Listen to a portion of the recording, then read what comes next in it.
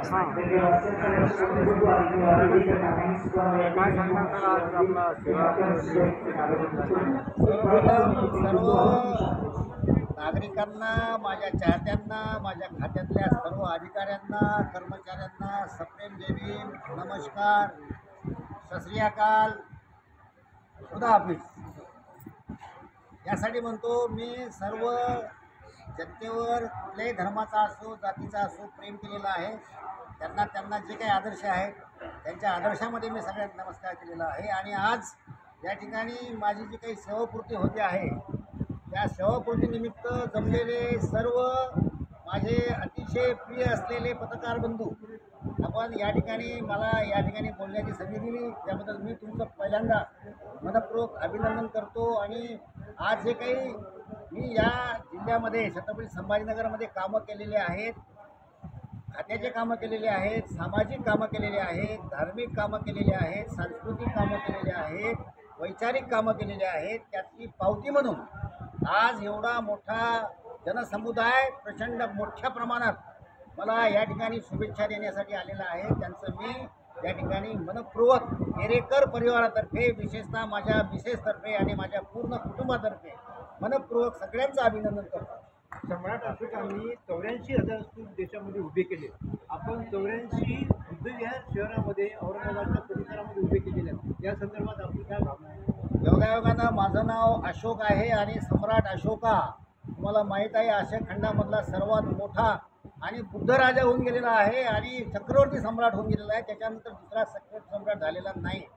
त्या राजाचं, या महान राजाचं नाव माझं असल्यामुळे मला प्रेरणा मिळाली की त्यांनी 84,000 विहार बांधले होते. मी या कार्यकारी अभियंताच्या खुर्चीवर बसून कमीत कमी 84 विहार बांधावेत, तेही शासनाच्या विविध योजनेमधून बांधावेत अशी स्फूर्ती आली. आणि सांगायला मला फार आनंद होतो की मला हे विहार बांधण्यासाठी इथल्या सगळ्या लोकप्रतिनिधींनी नाव घेत बसलं तर वेळ लागेल, मला फार मोलाची मदत केलेली आहे. आणि माझ्या खात्यातल्या वरिष्ठ अधिकाऱ्यांनी आणि कनिष्ठ अधिकाऱ्यांनी अतिशय मोलाचं सहकार्य करून माझं हे स्वप्न होतं की मी 84 विहार कमीत कमी या ठिकाणी बांधेल आणि ते स्वप्न 100 विहार बांधून पूर्ण झालेलं आहे. आणखीसुद्धा या विहाराची कामाची आणि इतर योजनांची जी काही आहे मंजुरी जी पाईपलाईनमध्ये आहे ती लवकरच प्राप्त होणार आहे. मी जरी समजा रिटायर झालो तरी पण माझे खात्यामधले असलेले संबंध, ओळख त्या माध्यमातून मी पुढे हे काम पूर्णत्वास नेणार आहे आणि त्यासाठी आपल्या सर्व जनतेचं सहकार्य मला अपेक्षित आहे. सेवत असताना, कार्यरत असताना एखादा अविस्मरणीय क्षण सांगता येईल की जी 22 वर्षापासून जी रखडलेली केस होती लेबर कॉलनी निष्कासित करण्याची, अनेक अधिकाऱ्यांनी ते काढण्याचा प्रयत्न केला पण त्यांना यश आलं नाही. परंतु बाबासाहेब आणि बुद्धांच्या विचाराला प्रेरणा घेऊन ज्यांनी महामानवाची आपल्या जीवनामध्ये सातत्याने सेवा केलेली आहे त्याच्या विचाराप्रती आम्ही कृतज्ञ राहिलेलो आहोत. अशा या विचारामुळं मला हे जे काही अवघड काम आहे ते करता आलं आणि एक ध्येय, हिंमत माझ्यामध्ये आली आणि ती बुद्धाप्रती मी समर्पित करतो, डॉक्टर बाबासाहेबांप्रती समर्पित करतो.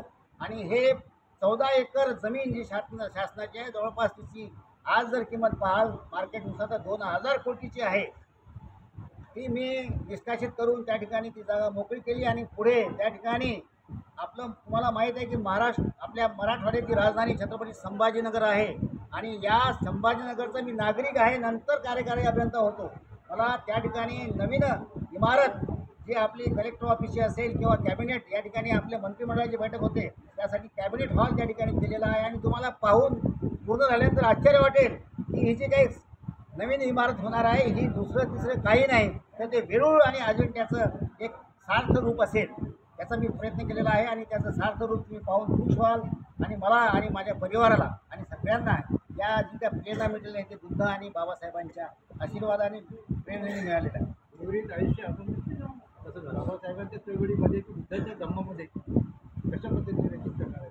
चळवळ करताना आपल्याला माहीत आहे की चळवळीसाठी आपल्याला एकी करावी लागते. आपल्या धम्मामध्ये, आपल्या लोकांमध्ये एकी नाही आहे. आपण बघता डोक्याला जेवढे केस आहेत, जेवढे पक्ष आहेत, या सर्व केसांना डोक्यामध्ये एकत्र करावं लागेल आणि ते जे काही रसायन आहे ते बुद्ध धम्माचं असेल, धम्माची कास धरावी लागेल, सगळ्यांना एकत्र करावं लागेल आणि त्यानंतर आम्हाला संघर्ष करावा लागणार आहे आणि हा संघर्ष मी जीवनाच्या शेवटच्या श्वासापर्यंत करणार आहे, धार्मिक स्वरूपातून, सामाजिक स्वरूपातून आणि जर समजा वेळ आली आणि तसा जर मला माझ्या समाजाने चान्स दिला तर राजकीय स्वरूपात सुद्धा करण्याचा प्रयत्न करणार आहे. मडकल गेट येथील डॉक्टर बाबासाहेब आंबेडकरांचं स्मारक असो आणि टी सेक्टरमधलं छत्रपती संभाजी महाराजांचं स्मारक असो, ते वाटत नाही का तुम्हाला कार्यकाळामध्ये अर्धवट राहिलं म्हणून? त्याच्यामध्ये सांगण्याचा विशेष असा भाग आहे की डॉक्टर बाबासाहेब आंबेडकरांचा जो पुतळा होता मडकल गेटचा, तो ऐतिहासिक पुतळा होता. तो पुतळा काढण्यासाठी मी जी काही हिंमत दाखवली इतर कुठलाही अधिकारी ती करू शकत नव्हता. त्यासाठी मला जे काही सहकार्य माझ्या छत्रपती संभाजीनगर वासियांच्या माझ्या समाजाच्या लोकांनी जे दिलं त्याबद्दल मी प्रथमतः सगळ्यांचा ऋणी आहे. अतिशय अविस्मरणीय असा तो पुतळा आहे. नुसता पुतळा नाही तर ते सजावट आहे आणि संसद भवन त्या ठिकाणी प्रतिकृती निर्माण होणार आहे आणि त्या संसद भवनवर डॉक्टर बाबासाहेब आंबेडकरांचा पुतळा आणि त्यांच्या हातामध्ये संविधान असणार आहे. आणि बाबासाहेबांनी सांगितल्याप्रमाणे संविधानामध्ये म्हणजे आपल्याला जायचं आहे संसदेमध्ये आणि ती काबीज करायची आहे. आणि बाबासाहेबांनी सांगितलेली मन सगळे विसरतात. जा घराघरातल्या की आम्हाला या देशाची शासनकर्ती जमात बनायचं आहे. हे स्वप्न जे बाबासाहेबांचं आहे ते माझ्या परीनं का होईना मी थोडंसं का होईना त्या ठिकाणी योगदान देणार आहे आणि पूर्ण करण्याचा प्रयत्न करणार आहे. त्यासाठी मी साथ लागणार आहे. राहिलं पुतळ्याचं काम, पुतळ्याच्या कामाचा जो काही निविदा आहे ती आपण महानगरपालिकेला दिलेली आहे. निविदा अंतिम स्टेजमध्ये आहे आणि निविदा झाल्यानंतर पुतळ्याचं काम तर सुरूच आहे. पुतळा बराच वर आलेला आहे. पुतळ्याचं काम म्हणजे संविधान आपल्या त्याचं संविधानाचं काम, आपल्या संविधान भवनाचं काम सुरू झालेलं आहे आणि ते काम अतिशय कलाकुसरीचं आहे.